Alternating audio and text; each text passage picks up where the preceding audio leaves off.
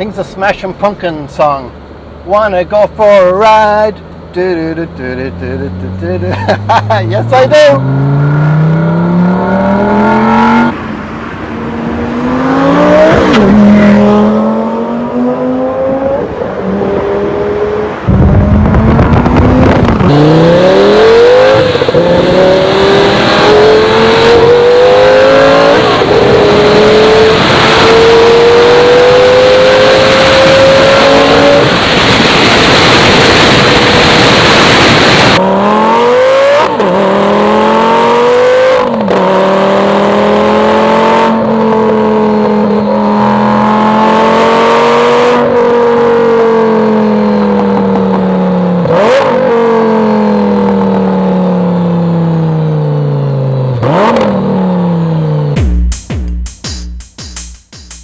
So guys, welcome to Dave's Supercars, and today we're finally back driving it after a hiatus of over a month due to COVID. Thank you very much, COVID. And this video is just going to be, I'm going to describe what it's like to drive a Lamborghini Supercar in Dubai, because it is a bit different from Europe. I'm from Ireland, so it is a little bit different here, and I'm going to tell you why. So the number one thing is affordability. Driving a supercar, a Lambo in Dubai is very affordable. It's probably the most affordable place to do it. First of all, the car, supercars are relatively cheap here. Relatively, I mean they're not cheap, but compared to Europe, they're definitely cheaper. I would say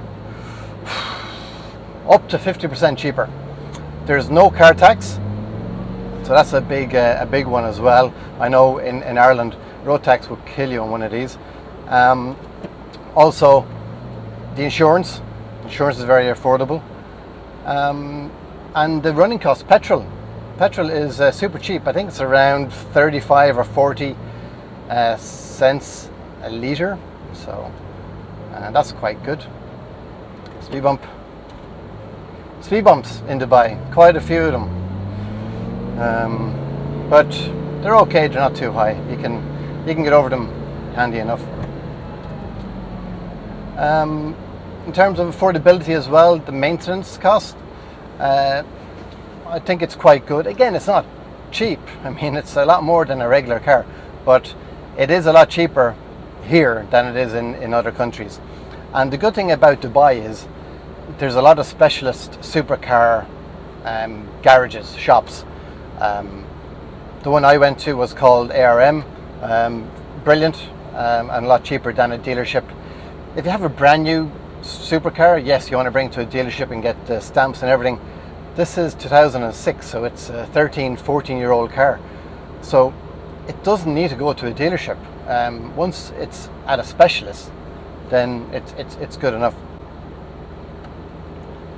And these guys, I mean, they know their supercars. I mean, the place that I went to, ARM, they specialise in Porsche, but Ferraris and Lamborghinis, what else, Maseratis. So they work in these cars all the time, and they know what they're looking for.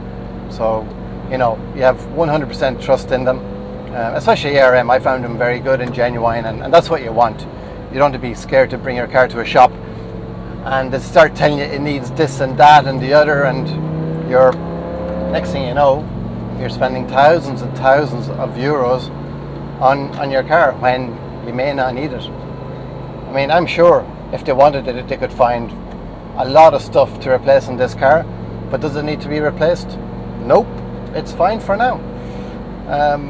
You know, you can always fix something. I mean, little buttons here a little bit worn, I'm sure we could replace them at a premium, but we don't need to. It's fine. The second thing is the roads. The roads in Dubai are brilliant for supercars. They are so smooth, it's just unbelievable, which is exactly what you want. They're wide, you have multiple lanes, the traffic generally isn't too heavy, unless you go down to JBR on a Friday or a Thursday or Friday or Saturday. At night time especially, that's where you see the supercars cruising and going around and burning clutches and revving and stuff. But on a normal day-to-day basis, going from A to B to C, traffic is quite light, and there's no one around you. It's easy. Now the roads here are very good, and there's loads of like highways, motorways, whatever you want to call them.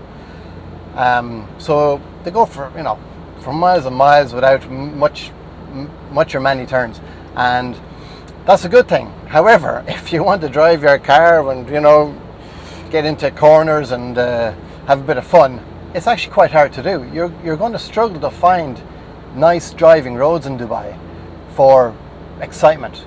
The only place you can really go is more inland to the east, where you go up towards the mountains. There's some very good roads in there. I haven't been there yet in this, and it's something that I want to do, but I don't want to go there by myself. If I can get another couple of guys to go with me and make a bit of a trip out of it, a bit of a road trip, that would be nice.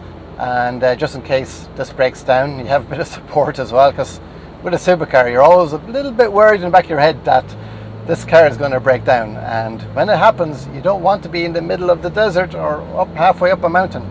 So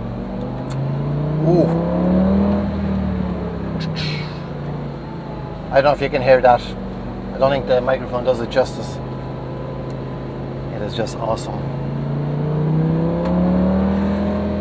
Traffic. Did I say there wasn't much traffic? Now we're going to join. I see a Challenger. Does he let me in? Yeah.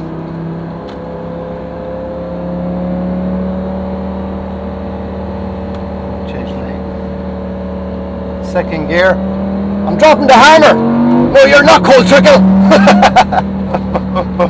Oh, man, you have to watch the speed limits. This thing, I mean, this clocked for 340 kilometers an hour. I don't think it'll go that fast. It does about, is it 194 miles an hour?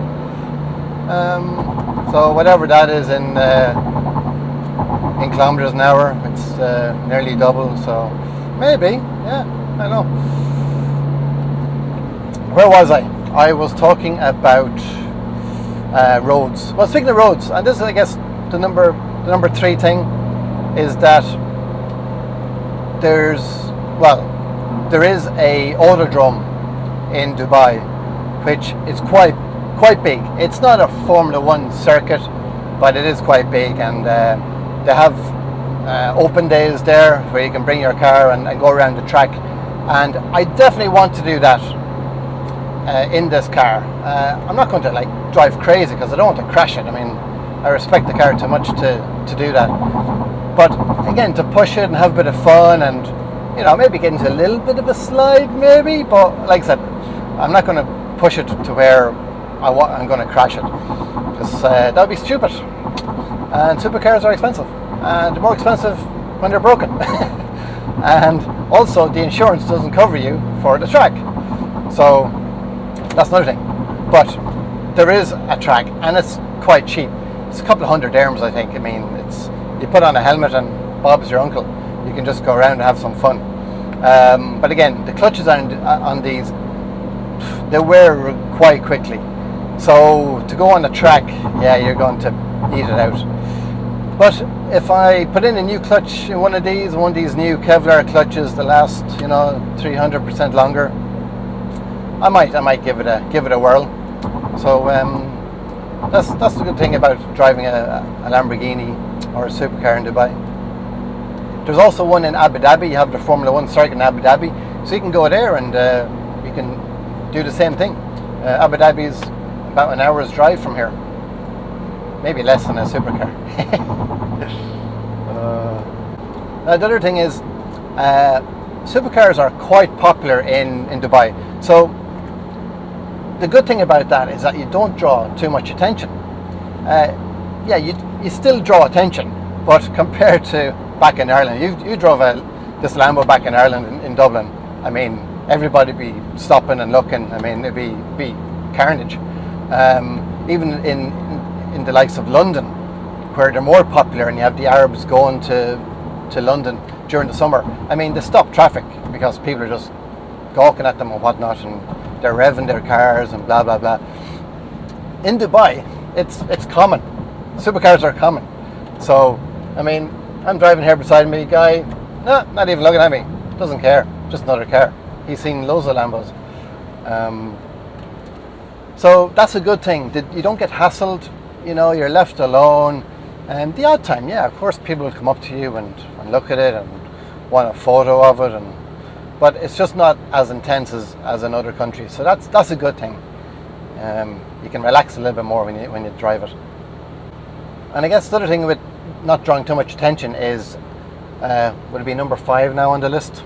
Losing track. Is the security. You can leave your car and you're not afraid it's going to get vandalized, scratched, keyed, broken into. I mean, Dubai is very, very safe. Yes, it's not 100% safe, but it's far safer than other countries. A lot more safer than America, Europe, I think anywhere. Because first of all, everybody that's here is here on either a tourist visa or a working visa, and if you do anything like against the law, well, you're going to jail. Yeah, you're definitely getting deported. But if you do anything serious, like imagine if you steal a car and you get caught, which you will get caught, you are going to jail for a period of time, and jails here are not good. So people tend to mind their own business.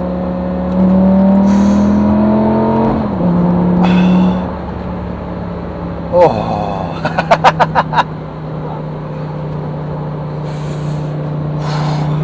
What to do? Lovely. So yeah, and parking your car at your house or your apartment, it's 100% secure. All these places have security guards, I guess you call them, security personnel, and most of them are gated, so you can't get in or out unless you have a pass or a card or something. So yeah, very secure. You know your supercar is not going to get stolen or damaged, so it's very good. Same with like the valet parking and stuff. It's ultra secure. I mean, they really look after it. They don't want to break your baby. And speaking of valet parking, I mean, again, these guys are used to driving supercars. So now this is my first time getting valet parking in my Lambo, and I asked him, can you drive this? He's like, oh yeah. So they do it all the time, but I had to ask just in case they'd be left sitting there. How do you put it in reverse? Because reverse is a button over here. So but they're used to it, and they're professionals, for the most part. So we're going to go through an underpass here, so I think it's time to let down the windows and give it a whirl. Oh, I think I need a drop of the gear. Oh, blip, blip, blip, blip, blip. Just cruising.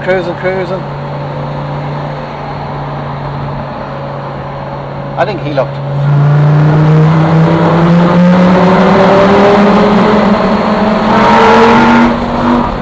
Oh, it grips as well. This car, 4-wheel drive, it grips. 5,000 RPM. Oh yeah, things are flowing. Oh.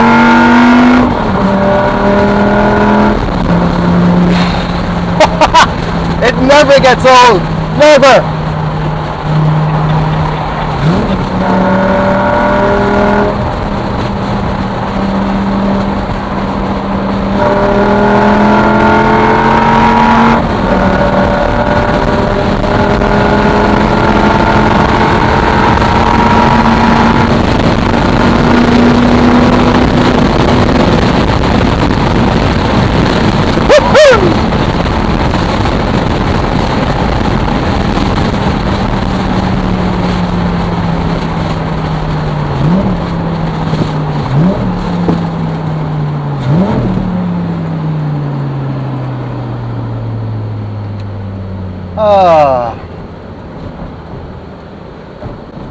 Thing's a Smashing Pumpkin song.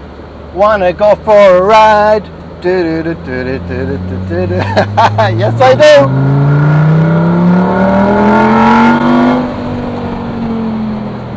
Oh.